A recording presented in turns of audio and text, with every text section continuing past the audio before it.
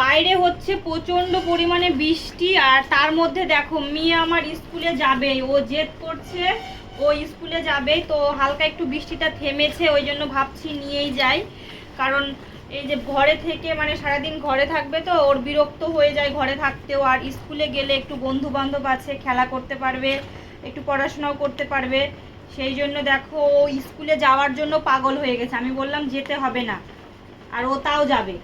বাবা যেতে হবে না, এই দেখো যাবে বলছে। কি বলবো বলো তো, মানে স্কুলের ওর নেশা আছে, ও স্কুলে যেতে ভীষণ ভালোবাসে, ও স্কুলে গিয়ে ওর অনেক মজা হয়, সেই জন্য ও স্কুলে যেতে চায়।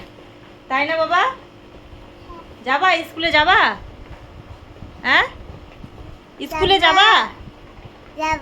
যাবা? ঠিক আছে চলো। তো চলো রেইনকোট পরে যাই আমরা, চলো। তো বাইরে বাইরে বৃষ্টিটা থেমেও গেল, এখনই থেমে গেছে, তো চলো।